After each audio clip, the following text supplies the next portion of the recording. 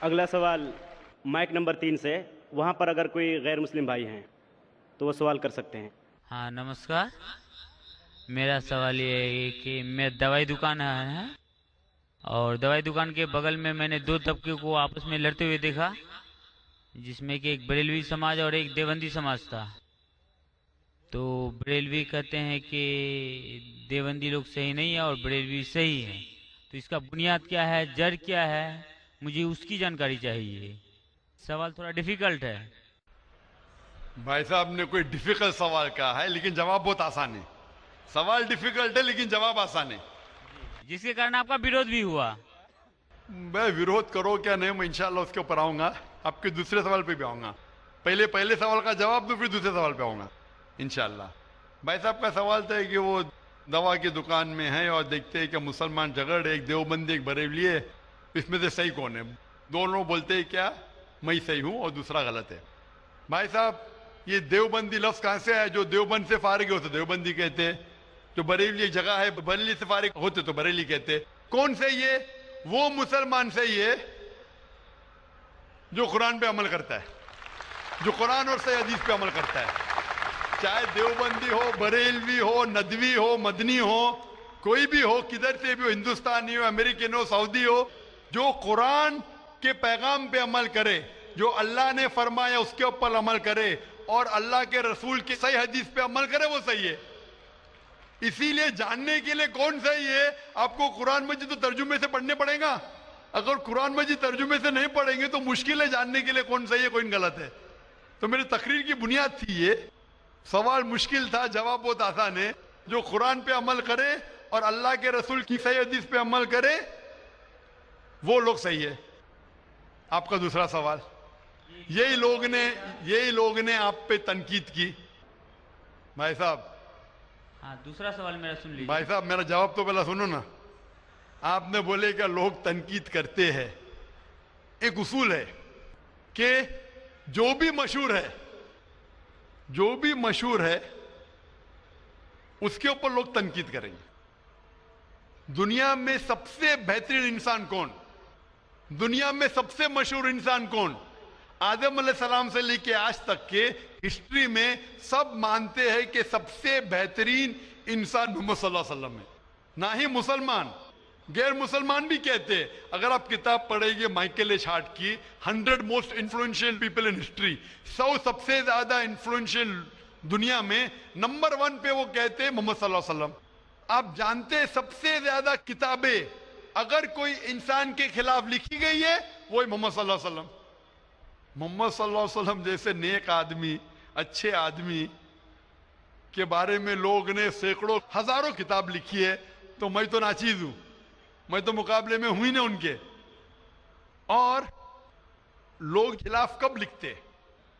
مثال کے طور پر محمد صلی اللہ علیہ وسلم جب پیغام پہنچا ہے اپنا، تو اس وقت کئی لوگ تھے جن کے ذاتی زندگی پہ فوراً اثر ہونے لگا، ذاتی زندگی پہ اثر ہونے لگا۔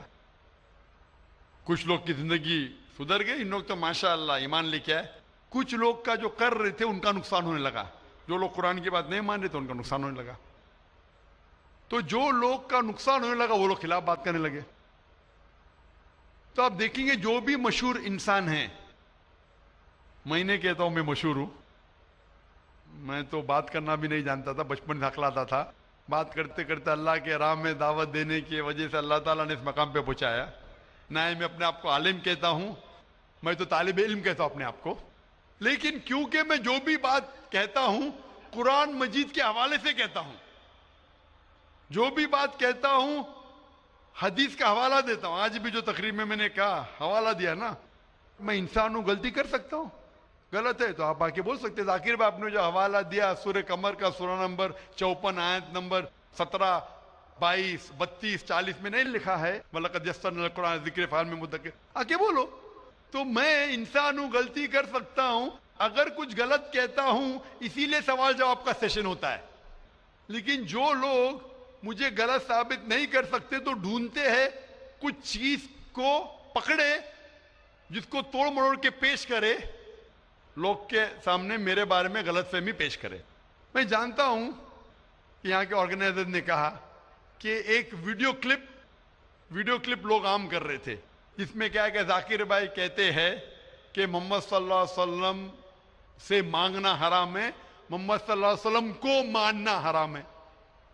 ابھی میں جب قرآن کو چھوڑ کے وید سے ثابت کر رہا ہوں محمد صلی اللہ علیہ وسلم کو ماننا چاہیے, تو کیا یہ شخص کہہ سکتا ہے کہ محمد صلی اللہ علیہ وسلم کو ماننا حرام ہے؟ اس میں دو چیز ہو سکتی ہے. یہ ویڈیو کلپنگ کی ریکارڈنگ کبھی پیس ٹی وی پہ آئی نہیں.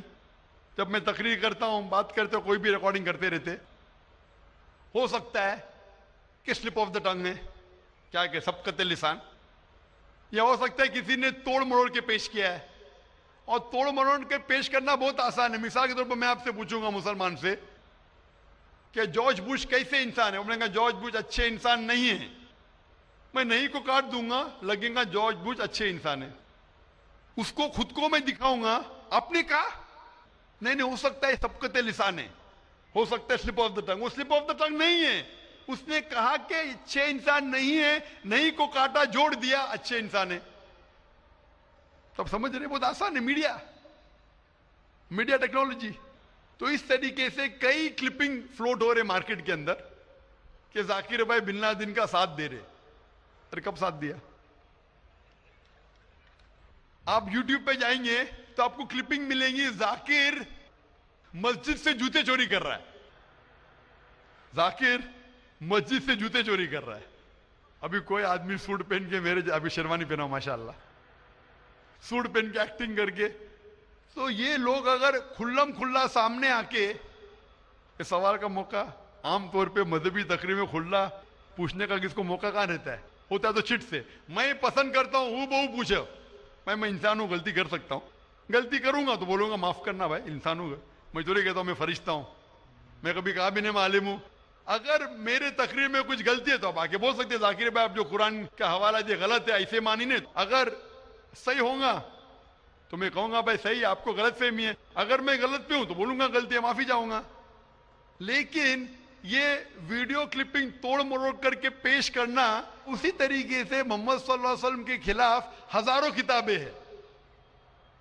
کتابیں ہیں ان کے خلاف. تو میں کوشش کر رہا ہوں کہ اللہ سبحانہ تعالیٰ کا پیغام پیش کروں, لوگوں کو قرآن کے قریب لے کے آؤں, صحیح حدیث کے قریب لے کے آؤں. جو لوگ چاہتے ہیں کہ انسان قرآن کے قریب نہ آئے, صحیح حدیث کے قریب نہ آئے, تو وہ لوگ ایسے حرکت کر رہے ہیں. اسی لیے ماشاءاللہ کیا ہو رہا ہے کہ لوگ میری تقریر سن کے الحمدللہ اس ناچیز کے ذریعے ہزاروں لوگ, لاکھوں لوگ قرآن مجید کے قریب آ رہے ہیں. وہ لوگ جن کو پسند نہیں ہے کہ مسلمان قرآن کے اور قریب آئے, صحیح حدیث کے قریب آئے, وہ لوگ کو پریشانی ہو رہی ہے, اور وہ لوگ توڑ مروڑ کے پیش کر رہے میڈیا میں. ابھی کوئی بھی انسان جو ذرا بھی بدھی رکھتا ہے, جب میں قرآن و حدیث کے علاوہ بائبل کے ذریعے ثابت کرتا ہوں کہ محمد صلی اللہ علیہ وسلم میں ماننا چاہیے, وید کے ذریعے ثابت کرتا ہوں, کیا وہ انسان بول سکتا ہے کہ محمد صلی اللہ علیہ وسلم کو ماننا حرام ہے؟ ابھی آگے میں کہا محمد صلی اللہ علیہ وسلم کو ماننا حرام ہے, اب یہ لیں گے تو بتائیے. ذاکر بھائی نے کہ محمد صلی اللہ علیہ وسلم کو ماننا حرام ہے. ابھی کیا کریں گے؟ یہ میرا لفظ جو ہے نا, صرف یہ پیش کریں گے. مثال کے طور پہ قرآن میں لکھا ہوا ہے کہ نماز مت پڑھو. قرآن کی آیت ہے, قرآن کی آیت ہے سورہ نساء میں, سورہ نمبر 4 آیت نمبر 43 میں, کہ نماز مت پڑھو. پوری آیت ہے نماز مت پڑھو نشے کی حالت میں, نماز مت پڑھو نشے کی حالت میں. تو اس طریقے سے اگر میں جواب دے رہا ہوں, ابھی یہ کلپنگ لیں گے. دیکھو ذاکر نے کہا کہ محمد صلی اللہ علیہ وسلم میں ماننا حرام ہے. کیا کانٹیکس میں؟ اگر میں آپ کے سوال کا جواب دے رہا ہوں اور آپ کے سوال کو دہراتا ہوں کہ محمد صلی اللہ علیہ وسلم کو ماننا حرام ہے, دہراتا ہوں, تو وہ لے کے بتائیں گے دیکھو ذاکر نے کہا کہ محمد صلی اللہ علیہ وسلم کو ماننا حرام ہے. تو ایسی چیزیں کرنا بہت آسان ہے. میرا مقصد ہے کہ لوگوں کو اللہ کے قریب لے کے آئے, اللہ کے رسول کے پیغام کے قریب لے کے آئے, اور لوگوں کو الحمدللہ صحیح راستے پہ لے کے آئے, تاکہ وہ نجات پائیں گے دنیا اور آخرت میں. Hope that answers the question. میں صاحب اور کوئی سوال ہے آپ کا؟ جی دوسرا سوال ہے میرا. تیسرا نہیں دوسرا. तीसरा भाई साहब। ठीक है ठीक है। ये तीसरा सवाल है कि बरेली समाज के लोग सुबह सवेरे के टाइम में या नबी सलाम का पढ़ते हैं और असर के वक्त, जबकि देवबंदी समाज में ऐसा नहीं होता है। वो लोग इस्लाम का प्रचार करते हैं, वो लोग ये या नबी सलाम का नहीं करते हैं। कारण? भाई साहब का सवाल है कि कुछ लोग या नबी सलाम अलैकुम कहते हैं, कुछ लोग नहीं कहते हैं, क्या कारण है? जैसा मैंने कहा भाई साहब, आपके सारे सवाल का एक जवाब दे दो, आसान जवाब, कि जो कुरान से मिलता है वो सही है, जो कुरान से टकराता है वो गलत है। तो जो भी अगर आपको सवाल पूछे, भाई साहब पूछो भाई कुरान का कौन सा हवाला है, आपका सवाल है कुरान की कौन सी आयत में कहा गया है या हदीस का कौन सा हवाला है, आसान। आपको एक मास्टर की देता हूं, मास्टर की समझे भाई साहब? मास्टर की, सारे ताले को खोलने वाली चाबी, मास्टर की। कोई भी कुछ बोले, कुल हाथू बुनानकुम इनको तुम सादिकीन, ये कुरान की आयत है। आप अपना सबूत पेश करो अगर आप सच्चे हो। तो अगर कोई भी मुसलमान कुछ कहे तो बोलो सबूत क्या है, कुरान से पेश करो। कुरान से है तो सही हदीस से पेश करो, हदीस सही है कहते की करो। अगर सही हदीस से मिलता है, कुरान से मिलता है तो सही है। तो कोई भी कुछ भी सवाल करे उनसे पूछो, कुल हाथू बुरहानकुम, आप अपना सबूत पेश करो, बुरहान पेश करो अगर आप सच्चे। भाई साहब मैं आपसे सवाल पूछना चाहता हूं, आपने इतने सवाल पूछे मुझे, हाँ आपने कहा इस्लाम का मुताला किया है? नहीं किया है। आप इतने सवाल इस्लाम के बारे में क्यों पूछ रहे? जी, बगल में मुस्लिम का दुकान है तो जानकारी मिलते रहता है। हाँ, तो मुस्लिम की दुकान बगल में है, बगल के मुस्लिम ने आपको भेजा होगा ये पूछने के लिए? नहीं, गलत बात है, गलत बात है। आप खुद पूछना चाहते जी। तो भाई साहब आप इतनी तहकीक कर रहे, बरेलवी देवबंदी, बहस चल रहा था ना भाई साहब आप कुरान को तर्जुमे से क्यों नहीं पढ़ते? वो बात नहीं, आज बहस चल रहा था दो ही गुट में। बिल्कुल सही। तो वो मैं चुपचाप सुन रहा था। हाँ, तो अभी आप और मैंने सोचा आपसे आके क्वेश्चन पूछूंगा, तो जवाब मिल गया आपको ना कि कुरान मजीद सबसे बेहतरीन किताब है, जानने के लिए क्या हक है क्या गलत है, समझे अपना? तो मेरी दरख्वास्त है आपसे भाई साहब कि आप कुरान मजीद का तर्जुमा पढ़िए, आपको डायरेक्ट सही चीज मिलेंगी। ना बगल वाले से पूछिए, ना अपने बगल के मुसलमान से पूछिए, डायरेक्ट कुरान मजीद का तर्जुमा पढ़िए। हिंदी जानते हिंदी में पढ़िए, जो जबान जानते बंगाली जानते बंगाली में पढ़िए, उसके ऊपर अमल करो, आपको इस दुनिया और आखिरत में फायदा होगा। हजरात, सबसे पहले मैं आपको आदाब अर्ज करना चाहूँगा, और किशनगंज की धरती पे आप जो पधारे हैं, तशरीफ़ लाए हैं, इसके लिए मैं आपको तहे दिल से धन्यवाद देना चाहता हूँ। मेरा नाम जितेंद्र है और मैं पीस टीवी बराबर देखता हूँ और बराबर आपकी तकरीर मैंने सुनी है, लेकिन सवाल करने का आज मौका मुझे मिला है। मुझे तो यूँ लग रहा था कि इन सवालों के जलजले में मैं कहीं अपना असली सवाल ना भूल जाऊँ, मगर खुदा का शुक्र है मुझे अपना सवाल याद है और बखूबी याद है। मैं आपसे गुजारिश करूंगा, आपने अभी कई बातों में हिंदू और मुसलमान को एक करने की कोशिश की, मैं इसे बहुत अच्छी बात कहूंगा, बहुत आपने, मैं सराहूंगा इस बात को। लेकिन मेरा एक सवाल है, ज़हनी सवाल है ये कि हमारे, मैं जैन हूं वैसे, broadly we are Hindu, so there is a question कि हम हिंदुओं में किसी को परेशान करना या किसी की हत्या करना मने गलत कहा गया है, ये मजहब इसकी इजाजत नहीं देता। और जहां तक इस्लाम से मेरा ताल्लुक है और इस्लाम की मुझे जो तालीम है और जानकारी है, उनके अनुसार बेगुनाहों का कत्ल इस्लाम में भी वर्जित है। इस्लाम कहीं भी किसी भी सूरत में बेगुनाहों को कत्ल करने की इजाजत नहीं देता। अगर आप मेरे सवाल का बखूबी और मेरे जहन में जचने वाला सवाल है ये जवाब दे दें तो मैं भी आपका मुरीद बन जाऊंगा। यूं तो मुरीद हुई ही, लेकिन फिर मुरीद बन जाऊंगा कि इंसानों को सबसे ऊंची श्रेणी में रखा गया है जहां तक मैं जानता हूं। और मैं जब करीब अपने कई मुसलमान इंटेलेक्चुअल्स दोस्तों से सवाल करता हूं कि सब कुछ मिलता है मगर आप बलि क्यों देते हैं, आप वध क्यों करते हैं, तो उन्होंने कहा कि ये चीजें मुसलमानों को इस्तेमाल के लिए दी गई है। मैं इस पे क्लियरिफिकेशन चाहूंगा डॉक्टर साहब का, आपका क्लियरिफिकेशन चाहूंगा, मैं इस सवाल का जवाब चाहूंगा आपसे। वालेकुम अस्सलाम भाई साहब, आप पे सलामती हो। वैसे में सवाल किया है कि वो पीस टीवी माशाल्लाह काफ़ी वक्त से देख रहे, और वो कहते हैं कि हर मज़हब में कहा गया है कि कत्ल करना, इंसान की जान लेना गलत है, हराम है। हिंदू मज़हब में कहा गया है और इस्लाम में भी, जैसे उनकी जानकारी सही है, کہ بے گناہ کا قتل کرنا حرام ہے، وہ یہ پوچھتے ہیں کہ بلی کہاں تک صحیح ہے. بلی کا مطلب میں آپ سے پوچھنا چاہتا ہوں کہ آپ یہ پوچھنا چاہتے مطلب جیسے ہم لوگ قربانی کے ٹائم میں، میرا یہی سوال ہے، ذاتی سوال یہی ہے میرا. اگر اس سوال کا جواب دیں گے تو میں تو آپ کا مرید ہوں، لیکن پھر سے اور پکا مرید بن جاؤں گا. بھائی صاحب نے کہا کہ آپ لوگ قربانی کیوں دیتے ہیں، اور یہ قربانی کا جو سوال ہے کہ ہم عید الاضحیٰ بقرعید میں قربانی کیوں دیتے ہیں. قرآن مجید میں اللہ تعالیٰ فرماتے ہیں سورہ حج میں سورہ نمبر 22 میں کہ نہ ہی گوشت نہ ہی خون اللہ کو جاتا ہے. اللہ کو نہ خون کی ضرورت نہ گوشت کی ضرورت. یہ قربانی کے وقت اللہ کو خون نہیں جاتا نہ گوشت جاتا ہے، لیکن تقویٰ، آپ کی پائٹی، آپ کی پرہیزگاری اللہ کو پسند ہے. آپ اگر دیکھیں گے کہ عید الاضحیٰ کے بارے میں کیوں ہم قربانی کرتے، اور واقعہ جانیں گے ابراہیم علیہ السلام کا، کہ ابراہیم علیہ السلام کو اللہ سبحانہ و تعالیٰ نے اس وقت بت پرستی بہت عام تھی، بت پرستی بہت عام تھی، اور قربانی انسانوں کی بہت عام تھی، اور ہندوستان میں بھی عام ہے. آج بھی ہندوستان میں کئی دیگر مذاہب میں لڑکیوں کی قربانی دی جاتی ہے، بچوں کی بلی دی جاتی. کیا آپ چھوٹے بچے کا قتل کرو، عورت کا قتل کرو، بلی دے جاؤ اور بھگوان خوش ہو جائیں گے. کئی جگہ الحمدللہ مسلمان میں نہیں ہے. تو اس وقت ابراہیم علیہ السلام کو اللہ نے پوچھا کہ آپ کو سب سے زیادہ عزیز اس دنیا میں کیا چیز ہے؟ تو انہوں نے کہا کہ میرا بیٹا. تو انہوں نے پوچھا کہ آپ اپنے بیٹے کی قربانی دے سکتے؟ اپنے پیغمبر ابراہیم علیہ السلام سے بیٹی قربانی دے سکتے؟ تو وہ چونک گئے، اور اللہ کے پیغمبر تھے. انہوں نے کے بیٹے سے کہا، بیٹے نے کہا بے شک اللہ کے لیے آپ میری قربانی دے سکتے، آپ اپنے آنکھ پہ پٹی ماننا. جیسا اللہ تعالیٰ فرماتے اس دنیا میں اللہ تعالیٰ ہمارا امتحان لے رہے، تو اللہ تعالیٰ امتحان لے رہے اپنے پیغمبر ابراہیم علیہ السلام کا. اللہ تعالیٰ یہ بھی جانتے کہ ابراہیم علیہ السلام جواب کیا دیں گے.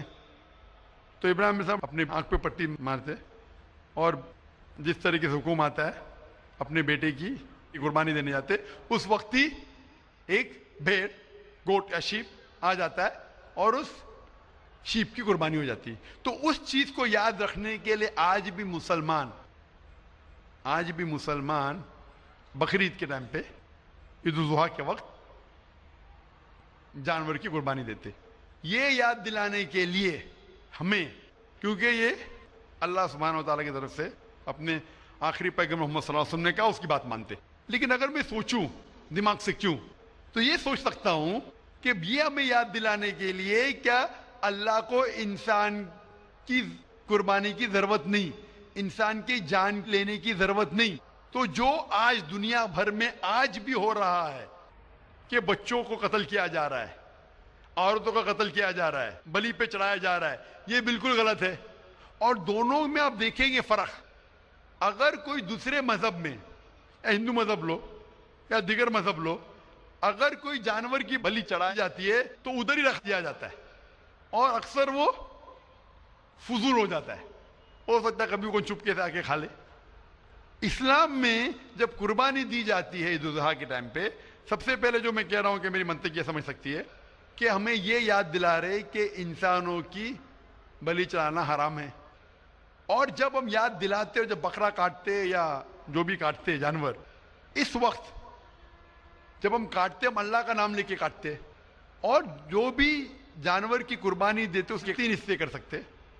ایک حصہ ہم خود رکھ سکتے، خود کے استعمال میں لا سکتے، ایک 3 حصہ.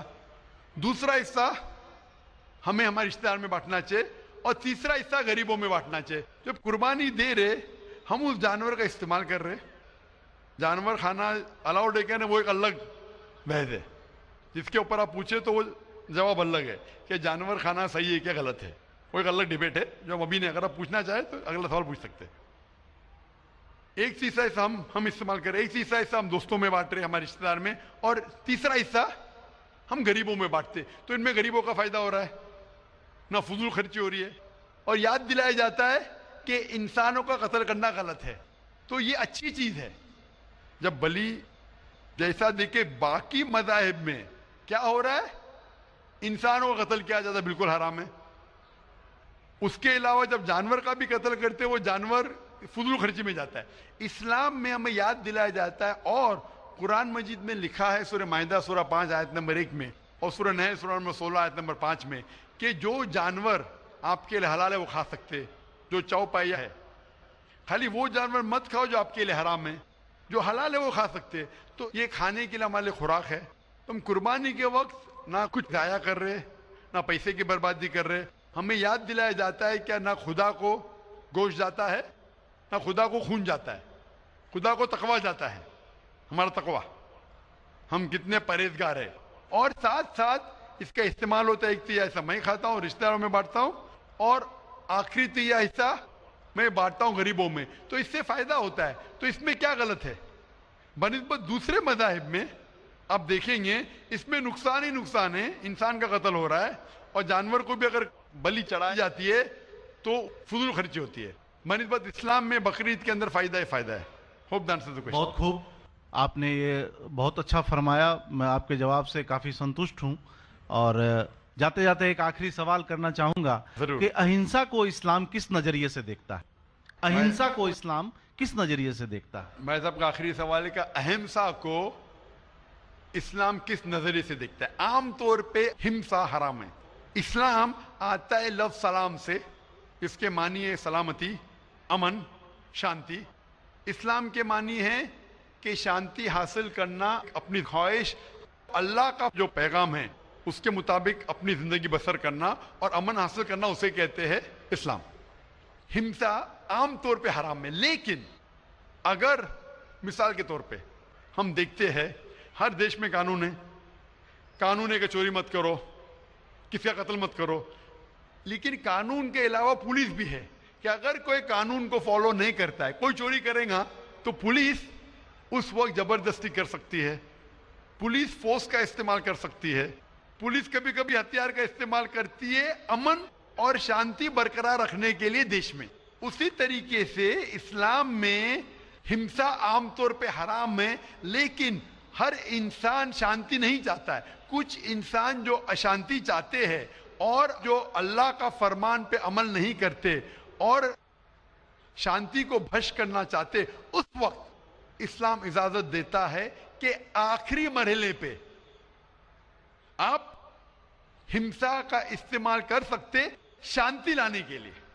ہمسا کا استعمال کر سکتے شانتی لانے کے لیے, خود کے فائدے کے لیے نہیں. اسی لیے عام طور پہ جتنے بھی آپ نے دیکھے ہوئے ہیں جو جنگ اللہ کے رسول لڑی, اکثر وہ تھا سیلف ڈیفنس میں. اگر کوئی چور میرے گھر میں گھستا ہے اور میری بیٹی سے بدتمیزی کرتا, میں کیا کہوں گا؟ میں ہمسا میں مانتا ہوں, میں ہاتھ نہیں لگاؤں گا. میں میری چوڑیاں نہیں پہنا ہوگی ہاتھ میں, مسلمان ہوں لیکن چوڑیاں نہیں ہاتھ میں پہنا ہوں. آپ کے گھر میں کوئی چور گھستا ہے اور آپ کی بیٹی سے بدتمیزی کرتا, آپ کیا کریں گے؟ جی ہاں, میں مقابلہ کروں گا. مقابلہ کریں گے, ہاتھ بھی اٹھائیں گے نا. اس طریقے سے ہمسا کا استعمال آخری مرحلے پہ اگر دوسرا کوئی چارہ نہیں ہے تو استعمال کیا جا سکتا ہے حق کے لیے, نہ حق کے لیے نہیں. دوسرے کو تکلیف پہنچانے کے لیے غلط ہے, دوسرے کا مال ہڑپ کرنے کے لیے حرام ہے, لیکن خود کے بچاؤ کے لیے یا امن حاصل کرنے کے لیے ہمسا کا استعمال کیا جا سکتا ہے. لیکن اصل میں اسلام آتا ہے لفظ سلام سے, جس کے معنی ہے سلامتی, امن, تاکہ دنیا میں سلامتی پہنچے. بہت خوب, بہت اچھا لگا آپ کو سن کے. پھر ایک بار میں تہہ دل سے آپ کا شکریہ ادا کرنا چاہوں گا. چاہتا ہوں کہ آپ خدا حافظ. ایک خدا میں مانتے؟ میں ایک دم ایک خدا کو نہیں, میں اپنے اندر میں بیٹھے برہم کو مانتا ہوں. میری اپنی الگ سوچ ہے. میں کسی مندر میں نہیں جاتا ہوں, یہ بات نہیں ہے, جاتا ہوں, لیکن میری اپنے اندر کی آواز ہے کہ انسانوں کی خدمت کرو, انسانوں کی عزت کرو اور بھٹکے ہوئے کو راہ دکھاؤ. میرا بھی یہی ہے. اور میں کسی انسان میں, ہندو ہو چاہے مسلمان, میں اس کھلے من سے آغاز کرتا ہوں. میں کسی سے بھی بھید بھاؤ نہ آج تک کیا ہے, نہ کبھی زندگی میں کروں گا. میرے لیے انسان جو پیدا کیا ہے وہ اوپر والے نے, وہ سبھی ایک ہیں اور ایک رہیں گے. آپ نے فرمایا کہ انسان کی خدمت کرنا چاہیے, انسان کی مدد کرنا چاہیے, لیکن میں یہ پوچھنا چاہتا ہوں کہ آپ ایک خدا میں مانتے ہیں؟ آپ نے کہا. میں یہ پوچھنا چاہتا ہوں, آپ نے تقریر سنی میری پیس ٹی وی پہ, آپ مانتے ہیں کہ محمد صلی اللہ علیہ وسلم آخری پیغمبر ہے؟ نہیں, میں اس بحث میں نہیں پڑھنا چاہتا. میں اس بحث پہ نہیں پڑھنا چاہتا، لیکن میں اتنا جانتا ہوں کہ ہمارا خدا ایک ہے اور ایک ہی طاقت ہے جو پورے سبھی سنسار کو، پورے یونیورس کو، پوری بات تو بہت کہنے کی ہے لیکن یہ سمے اور وقت کا تقاضا ہے۔ بالکل سمے کا تقاضا ہونے کی وجہ سے میں آخری چیز کہوں گا آپ سے بھائی صاحب کہ آپ نے پیس ٹی وی پہ اتنے تقریر سنے، آپ کہتے ہیں کہ بھگوان ہے کہ میں اس میں مانتا ہوں، لیکن یہی بھگوان نے چاہے بائبل میں ہو، چاہے وید میں ہو، چاہے قرآن میں ہو، ساری دھارمک کتابوں میں کہا گیا ہے کہ آخری آنے والے پیغمبر محمد صلی اللہ علیہ وسلم میں، اور اس میں ماننا چاہیے۔ تو میری آپ سے یہ درخواست ہے کہ آپ اتنے اچھے انسان ہیں ماشاءاللہ، ایک آخری میری خواہش ہے کہ آپ انشاءاللہ اس پہ تحقیق کرو، اور یہ جب آپ ایک بھگوان میں مانتے ہیں، دوسرے انسانوں کو تکلیف نہیں دینا چاہتے، تو بھگوان یہ بھی کہتے کہ آخری پیغمبر کون ہے، اس پہ تحقیق کرو، انشاءاللہ آپ مکمل اچھے انسان بنیں گے۔ مائک نمبر 2 کی طرف، وہاں پر اگر کوئی غیر مسلم بھائی موجود ہیں تو سوال کر سکتے ہیں۔ ہاں، میں راجیش کدر بول رہا ہوں، میں ایک انجینئرنگ اسٹوڈنٹ ہوں۔ میں آج اپنے آپ کو بہت پراؤڈ فیل کر رہا ہوں کیونکہ میں آج ڈاکٹر ذاکر صاحب کے سامنے کھڑا ہوں۔ سر، میرا سوال یہ ہے کہ آپ کے ویلیویبل اسپیچ کے شروع میں آپ نے کہا تھا کہ قرآن ہی ایک ماتر ایسا کتاب ہے جو ہر جاتی، ہر دھرم کے لیے ایک انسٹرکشنل مینوال ہے، لیکن میرا ماننا یہ ہے کہ ہر جاتی، ہر دھرم کے لیے، جیسے ہندو کے لیے گیتا اور کرسچین کے لیے بائبل، یہ اپنا اپنا انسٹرکشنل مینوال ہے۔ سر، تو میرا سوال یہ ہے کہ کیا قرآن ہی ایسا کتاب ہے، کوئی دوسرا کتاب نہیں ہے جو دوسرے جاتی، دوسرے دھرم کے لیے اس کا انسٹرکشنل مینوال ہوگا؟ بھائی صاحب نے بہت اچھا سوال پوچھا ہے۔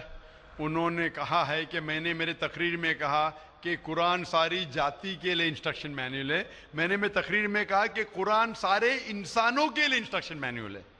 اور آپ کا یہ سوال ہے کہ آپ کے حساب سے وید اور بھگوت گیتا ہندو کے انسٹرکشن مینیول کتاب ہے، قرآن مسلمان کی کتاب ہے، انسٹرکشن مینیول ہے، تو کیا صرف قرآن ہی سارے انسانوں کے لیے انسٹرکشن مینیول ہے، ایسی کوئی اور کتاب ہے کہنے؟ یہ سوال بہت اچھا ہے۔ اس کا جواب قرآن مجید میں اللہ تعالیٰ فرماتے ہیں، سورہ رعد میں سورہ نمبر 13 آیت نمبر 38 میں اللہ تعالیٰ فرماتے لکل اجل کتاب، کہ ہر دور میں اللہ نے ایک کتاب نازل کی، ہر دور میں اللہ نے کتاب نازل کی۔ نام سے قرآن مجید میں 4 کتابوں کا ذکر ہے جو اللہ تعالیٰ نے نازل کی، توراہ، زبور، انجیل اور قرآن۔ توراہ نازل کی گئی تھی موسیٰ علیہ السلام پر، زبور نازل کی گئی تھی داؤد علیہ السلام پہ، انجیل نازل کی گئی تھی عیسیٰ علیہ السلام پہ، اور قرآن جو آخری کتاب ہے نازل کی گئی تھی آخری پیغمبر محمد صلی اللہ علیہ وسلم پہ۔ آپ کا سوال ہے کہ صرف قرآن سارے انسانوں کے لیے، باقی کتاب نہیں ہے؟ ابھی یہ 4 کتابوں کا قرآن مجید میں ذکر ہے، لیکن قرآن مجید میں یہ بھی کہا گیا ہے کہ ہر دور میں ایک کتاب ہے۔ مثال کے طور پہ صحف ابراہیم، وہ بھی کتاب ہے۔ تو اللہ تعالیٰ نے کئی کتابیں نازل کی ہے، صرف نام سے 4 کا ذکر ہے، اس کے علاوہ اور کتابیں ہیں۔ کوئی مجھے ہندو پوچھتا ہے کہ آپ کہہ سکتے ہیں کیا وید اللہ کی کتاب ہے؟ میں کہتا ہوں کہ قرآن مجید میں نام سے وید کا ذکر نہیں ہے، تو میں یہ نہیں کہہ سکتا ہوں کہ وید اللہ کی کتاب ہے۔ میں یہ کہہ سکتا ہوں ہو سکتا ہے، میں نہیں جانتا، ہو سکتا ہے وید اللہ کی کتاب ہے، ہو سکتا ہے نہیں ہے، کیونکہ قرآن مجید میں اس کا ذکر ہے۔ میں 100% نہیں کہہ سکتا ہوں کہ یہ ہے، لیکن میں یہ جانتا ہوں کہ جتنی بھی کتابیں قرآن مجید کے پہلے نازل ہوئے وہ صرف اپنے لوگوں کے لیے تھی اور ہدایت تھی ایک وقت کے لیے۔ جتنی بھی کتابیں نازل ہوئی قرآن مجید کے پہلے، چاہے توراہ ہو، زبور ہو، انجیل ہو، یا جتنی بھی کتابیں جس کا ذکر قرآن مجید میں نہیں آتا ہے، وہ نازل ہوئی تھی اپنے لوگوں کے لیے۔ وہ پیغام کا عمل کرنا چاہیے جب تک نئی کتاب نازل نہ ہو۔ اگر مان بھی لیتا ہوں کہ وید اگر خدا کی کتاب ہو، مان لیتا ہوں میں آپ کی بات کہ وید خدا کی کتاب ہے، تو وہ صرف اس وقت کے لیے تھا، ان لوگوں کے لیے تھا، آج کے لیے نہیں۔ کیونکہ قرآن مجید اللہ کی آخری کتاب ہے، وہ صرف مسلمانوں کے لیے نہیں اور صرف 1400 سال پہلے کے لیے، کیونکہ وہ آخری کتاب ہے، وہ ساری انسانیت کے لیے تھی اور قیامت تک ہے۔ جتنی کتابیں پہلے آئی وہ صرف محدود تھی ایک وقت کے لیے اور ایک سمے کے لیے، خصوصاً کچھ انسانوں کے لیے۔ مثال کے طور کے اوپر توراہ नाजिल हुआ था सिर्फ यहूदी के लिए, मूसा अलैहिस्सलाम पे नाजिल हुआ था जब तक नई वही नहीं आई, उस वक्त के लिए और उन लोगों के लिए। आज क्योंकि कुरान मजीद आखिरी कलाम है, वो सिर्फ मुसलमानों के लिए नाजिल नहीं किया गया था, सिर्फ अरबों के लिए नहीं, लेकिन सारे इंसानों के लिए। और जो कुरान मजीद का पैगाम है वो सिर्फ 1400 साल पहले के लिए नहीं है, वो क़यामत तक के लिए। इसीलिए अगर मैं मान भी लेता हूं वेद खुदा का कलाम था, वो सिर्फ उस वक्त के लिए था। और जितने भी अल्लाह के कलाम जो कुरान मजीद के पहले आए, वक्त के दौरान उनमें मिलावट होने लगी। आज आप तहकीक करेंगे जितनी मजहबी किताब, कुरान मजीद के अलावा सभी मजहबी किताब में मिलावट है, उसमें कॉन्कॉक्शन है, फैब्रिकेशन है, बहुत मिलावट है। मिसाल के तौर पे महाभारत पढ़ते हैं तो कहते हैं पंडित कि महाभारत सबसे पहले कहा गया था, अर्जुन के ग्रैंडसन ने कहा था, उस वक्त 8000 श्लोक थे। ये कहानी दोहराई गई जनरेशन के बाद जनरेशन, फिर महाभारत में हो गए 24,000 श्लोक, आज महाभारत में लाख श्लोक है, तो इसमें मिलावट होने लगी। आज आप देखेंगे महाभारत टेलीविजन पर, उसके अंदर बैकग्राउंड में मारुति कार भी जा रही है, ये और एक मिलावट है मारुति कार महाभारत में।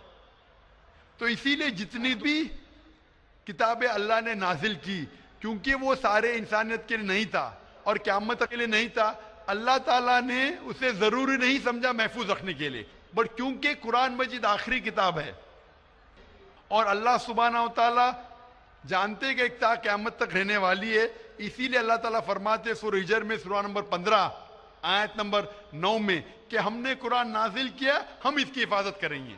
तो इसीलिए ये कहना कि बाकी किताब, तो आज कुरान मजीद सिर्फ मुसलमानों के लिए नहीं, सारे इंसानों के लिए, चाहे आप हिंदुस्तान में रह रहे हो, चाहे पाकिस्तान में जी रहे हो, चाहे सऊदी अरेबिया में, चाहे अमेरिका में, चाहे यूके में, चाहे आप हिंदू मजहबी खानदान में पैदा हो या ईसाई खानदान में पैदा हो या मुसलमान खानदान में पैदा हो, आज सारे इंसानों को अल्लाह के आखिरी पैगाम कुरान मजीद पढ़ना चाहिए, उस पर अमल करना चाहिए, उसकी बात मानना चाहिए।